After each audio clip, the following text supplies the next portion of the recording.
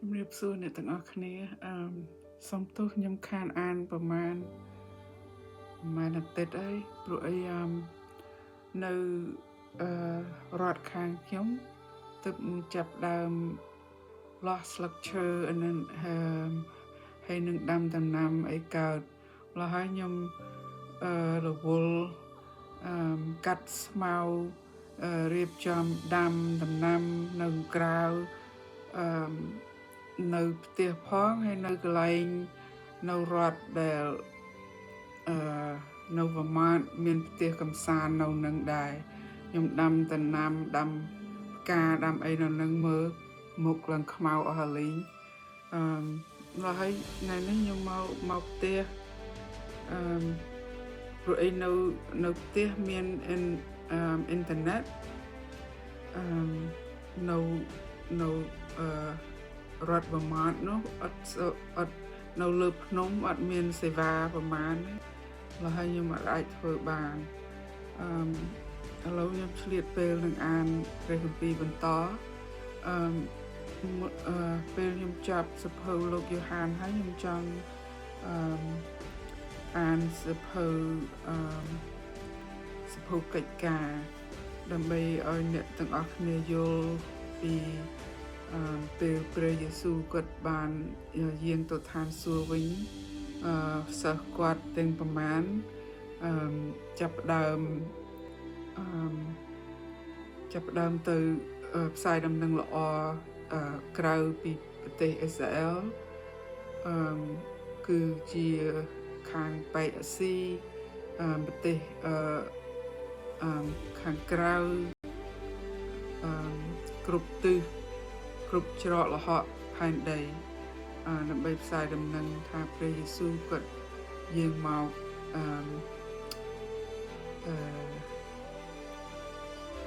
ឲ្យពាក្យដើម្បីពាក្យគាត់ដើម្បីឲ្យយើងរស់នៅហើយបម្រើគាត់តាមពាក្យគាត់ហើយមានសិទ្ធិមានអំណាចដោយគាត់បង្ហាញពួកសិស្សគាត់ហើយអ្នកដែលទទួលស្គាល់គាត់មានជំនឿលើគាត់អាចមានអំណាចលើរៈអាសោតដោយគាត់បានបង្ហាញពួកយើងដែរឲ្យតែយើងខំអានពាក្យគាត់ហើយមានជំនឿជឿច្រើនឡើងយើងអាចធ្វើអ្វីៗតាមគាត់ទាំងអស់ឲ្យតែយើងជឿលហើយខ្ញុំនឹងអានចំពុក9បន្តបើអន់ពាក្យណាខ្ញុំប្រកបបង្កើតអីសូមអភ័យទោសព្រោះអីខ្ញុំមិនសូវចេះនិយាយប្រហែលទេហើយអានក៏គ្មាននរណាបង្រៀនមានតែព្រះវិញ្ញាណបរិសុទ្ធបង្រៀនហើយអត់មានគ្រូខ្មែរណាប្រហាត់ខ្ញុំទេក៏ប៉ុន្តែខ្ញុំចេះអានតែភាសាពាក្យខ្ញុំមិនសូវចេះប្រហែលទេប៉ុន្តែតាមខ្ញុំសង្កេតមើលទៅខ្ញុំមើល YouTube ខ្មែរនិយាយទៅខ្ញុំស្ដាប់ទៅខ្ញុំចេះអានក្រែលហើយយល់ក្រែលហើយនិយាយបានក្រែលបន្តិចដែរអញ្ចឹងយើងចាប់ផ្ដើមលុះត្រង់យើងហួសទៅក៏ទតឃើញមនុស្សម្នាក់ដែលខ្វាក់ពីកំណើតពួកសិស្សទូលសួរត្រង់ថាលោកគ្រូតើអ្នកណាបានធ្វើបាបមនុស្សនេះឬឪពុកម្ដាយរបស់គាត់បានជាគាត់កើតមកខ្វាក់ដូច្នេះព្រះយេស៊ូវបានបន្ទូលឆ្លើយថាមិនមែនដោយព្រោះអ្នកនេះឬឪពុកម្ដាយគាត់បានធ្វើបាបទេគឺដើម្បីឲ្យការរបស់ព្រះបានសម្ដែងមកក្នុងខ្លួនគាត់វិញកំពុងតែថ្ងៃនៅភ្លឺនៅឡើយនោះត្រូវតែខ្ញុំធ្វើការរបស់ព្រះដែលចាត់ឲ្យខ្ញុំមកត្បិតយុគមកដល់នោះគ្មានអ្នកណាអាចនឹងធ្វើការបានទេកាលខ្ញុំកំពុងតែនៅក្នុងលោកីយ៍នៅឡើយនោះខ្ញុំជាពន្លឺនៃលោកីយ៍ លុះបានលុះមានបន្ទូលសេចក្តីទាំងនោះរួចហើយទ្រង់ក៏ស្ដោះដាក់ទៅនៅដីហើយយកទឹកព្រះអស់ទ្រង់ធ្វើជាភក់ទៅលាបភ្នែកនៃមនុស្សខ្វាក់នោះរួចមានបន្ទូលទៅគាត់ថាចូលទៅលាងក្នុងស្រះស៊ីឡូមទៅស៊ីឡូមគឺស្រែថាចាត់ឲ្យទៅដូច្នេះគាត់ក៏ទៅលាងហើយត្រឡប់មកវិញទាំងមើលឃើញនោះពួកអ្នកជិតខាងនិងពួកអ្នកដែលពីដើមបានឃើញថាគាត់ជាអ្នកសំទានគេនិយាយថាអ្នកនេះទេតើដែលស្លាប់សំទោសដែលធ្លាប់តែអង្គុយសំទានគេខ្លះថាគឺអ្នកនឹងហើយខ្លះទៀតថាគាត់ដូចជាអ្នកនោះទេតែគាត់ឆ្លើយថាគឺខ្ញុំនេះឯងគេសួរថាធ្វើដូចម្ដេចបានជាភ្នែកឯងបានភ្លឺដូច្នេះគាត់ឆ្លើយថាមានម្នាក់ឈ្មោះយេស៊ូវបានធ្វើភក់មកលាបភ្នែកខ្ញុំរួចបាបសំទោសរួចប្រាប់ឲ្យទៅលាងនៅស្រះស៊ីឡូមខ្ញុំក៏ទៅលាងហើយបានភ្លឺឡើងគេសួរទៀតថាអ្នកនោះនៅឯណាគាត់ឆ្លើយថាខ្ញុំមិនដឹងទេគេក៏នាំមនុស្សដែលពីដើមខ្វាក់នោះទៅឯពួកផារីស៊ីរីឯថ្ងៃដែលព្រះយេស៊ូវទ្រង់ធ្វើភក់ប្រុសឲ្យគាត់ភ្លឺភ្នែកនោះគឺជាថ្ងៃឈប់សម្រាកដូច្នេះពួកផារីស៊ីក៏សួរគាត់ពីដំណើរដែលបានភ្លឺភ្នែកជាយ៉ាងដូចម្ដេចដែរនោះគាត់ជម្រាបថាលោកយកភក់មកលាបភ្នែកខ្ញុំរួចខ្ញុំទៅលាងហើយក៏មើលឃើញដូច្នេះពួកផារីស៊ីខ្លះនិយាយថាមនុស្សនេះមិនមែនមកពីព្រះទេព្រោះមិនកាន់ថ្ងៃឈប់សម្រាកសោះខ្លះទៀតថាធ្វើដូចម្ដេចឲ្យមនុស្សមានបាបអាចធ្វើទីសម្គាល់យ៉ាងនេះបាននោះក៏កើតបាក់បែកគ្នារួចគេសួរមនុស្សខ្វាក់ម្ដងទៀតថាតើឯងថាដូចម្ដេចពីដំណើរអ្នកដែលធ្វើឲ្យភ្នែកឯងភ្លឺនោះគាត់ឆ្លើយថាលោកជាហោរាតែពួកសាសយូដាមិនជឿថាគាត់ខ្វាក់ភ្នែកហើយបានភ្លឺឡើងវិញទេទាល់តែបានហៅឪពុកម្ដាយរបស់អ្នកដែលបានភ្លឺភ្នែកនោះមករួចសួរថាតើអ្នកនេះជាកូនរបស់អ្នកដែលអ្នកថាបានកើតមកខ្វាក់នោះឬអីចុះឥឡូវនេះធ្វើដូចម្ដេចបានជាវាភ្លឺឡើងវិញឪពុកម្ដាយគាត់ឆ្លើយថាយើងខ្ញុំដឹងថានេះជាកូនយើងខ្ញុំពិតហើយថាវាកើតមកខ្វាក់មែនតែឥឡូវនេះដែលវាភ្លឺយ៉ាងដូចម្ដេចនោះយើងខ្ញុំមិនដឹងទេក៏មិនដឹងជាអ្នកណាបានធ្វើឲ្យភ្លឺភ្នែកភ្លឺផងដែរវាពេញអាយុហើយ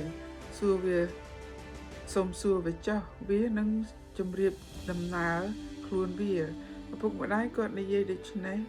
ព្រោះខ្លាចសាសយូដាត្បិតពួកសាសយូដាមិនព្រមព្រៀងគ្នាឡើយថាបើអ្នកណានឹងទទួលទ្រង់ទុកជាព្រះគ្រីស្ទនោះត្រូវកាត់ពីពួកជំនុំគេចេញហេតុនោះបានជាឪពុកម្ដាយគាត់និយាយថាវាពេញអាយុហើយសូមសួរវាចុះគេក៏ហៅមនុស្សដែលពីដើមខ្វាក់នោះមកម្ដងទៀតប្រាប់ថាចូលសរសើរដំកើងដល់ព្រះវិញឯមនុស្សនោះយើងដឹងថាជាអ្នកមានបាបទេគាត់ឆ្លើយទៅថាបើលោកជាមនុស្សមានបាបនោះខ្ញុំមិនដឹងទេខ្ញុំដឹងតែប៉ុណ្ណេះថាពីដើមខ្ញុំខ្វាក់តែឥឡូវនេះខ្ញុំមើលឃើញនោះគេសួរគាត់ម្ដងទៀតថាអ្នកនោះបានធ្វើអ្វីដល់ឯងតើបានអ្វីដូចខ្លះឲ្យភ្នែកឯងបានភ្លឺឡើងគាត់ឆ្លើយថាខ្ញុំជម្រាបហើយតែលោកមិនស្ដាប់ហេតុអ្វីបានជាចង់ស្ដាប់ម្ដងទៀតតើលោកចង់ធ្វើជាសិស្សរបស់លោកនោះដែរឬអីនោះគេដៀលថ្មេះគាត់ថាគឺឯងជាសិស្សអ្នកនោះហើយឯយើងជាសិស្សរបស់លោកម៉ូសេវិញយើងដឹងថាព្រះបានមានបន្ទូលនឹងលោក ម៉ូសេពិតតែអ្នកនោះ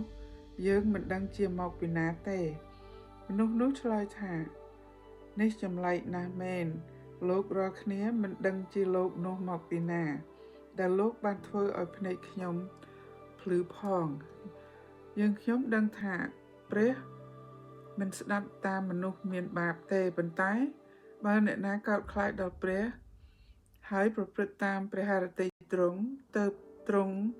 នឹងស្ដាប់តាមអ្នកនោះឯងចាប់តាំងពីអស់កលរៀងមកមិនដែលឮនិយាយពីអ្នកណាដែលធ្វើឲ្យភ្នែកមនុស្សខ្វាក់ពីកំណត់បានភ្លឺទេបើលោកនោះមិនមែនមកពីព្រះទេនោះលោកពុំអាចនឹងធ្វើអ្វីបានឡើយគេឆ្លើយតបទៅគាត់ថាឯងជាមនុស្សកើតមកពីសំទោសកើតមកក្នុងអំពើបាបសុទ្ធយើងហើយឯងបង្រៀនយើងឬរួចគេបណ្ដេញគាត់ទៅព្រះយេស៊ូវទ្រង់ឮថាគេបានបណ្ដេញហើយគាត់ហើយរួចកាលទ្រង់បានឃើញគាត់នោះក៏មានបន្ទូលទៅថាតើអ្នកជឿដល់ព្រះរាជបុត្រានៃព្រះឬទេគាត់ទូលឆ្លើយថាលោកម្ចាស់អើយតើអ្នកណាជាព្រះរាជបុត្រានោះដើម្បីឲ្យខ្ញុំបានជឿដល់ទ្រង់ផងព្រះយេស៊ូវបានបន្ទូលទៅគាត់ថាអ្នកបានឃើញទ្រង់ហើយគឺជាខ្ញុំដែលនិយាយនេះនឹងឯងនឹងអ្នកនេះឯងគាត់ទូលថាជឿសំទោសខ្ញុំទូលថាគាត់ទូលថាខ្ញុំជឿហើយព្រះអង្គម្ចាស់អើយរួចគាត់ក៏ក្រាបថ្វាយបង្គំទ្រង់ព្រះយេស៊ូវមានបន្ទូលថាខ្ញុំបានមកក្នុងលោកីនេះដើម្បីនឹងជំនុំជម្រះឲ្យពួកអ្នកដែលមើលមិនឃើញបានភ្លឺឡើងហើយឲ្យពួកអ្នកដែលមើលឃើញបានទៅជាខ្វាក់វិញពួកផារីស៊ីដែលនៅជាមួយនឹងទ្រង់បានឮពាក្យនោះក៏ទូលសួរថាតើយើងខ្ញុំខ្វាក់ដែរឬអីព្រះយេស៊ូវមានបន្ទូលទៅគេថាបើសិនជាអ្នករាល់គ្នាខ្វាក់មែននោះអ្នករាល់គ្នាឥតមានបាបទេតែឥឡូវនេះអ្នករាល់គ្នាអាងថាភ្លឺបានជាជាប់មានបាបនៅឡើយព្រះអង្គក្នុងចំពោះនេះព្រះអង្គគាត់ធ្វើឲ្យភ្នែកមនុស្សម្នាក់បានភ្លឺគឺក្នុងរូបកាយខាងភាពខាងដែលយើងមើលឃើញហើយក្នុងវិញ្ញាណព្រះគាត់សំដៅថាអ្នកដែលខ្វាក់នឹងគឺខ្វាក់ខាងវិញ្ញាណដែលអត់ដឹងពីនិស្ស័យព្រះឬមួយឬពីបារមីពេលព្រះយេស៊ូវគាត់សំដៅទៅថាអ្នកដែលមើលឃើញហ្នឹងគឺអ្នកអាចារ្យដែលស្ដាប់តាមលោកម៉ូសេ10ប្រការតែយើងអាងថាយើងអ្នកចេះដឹងពីព្រះដោយសារ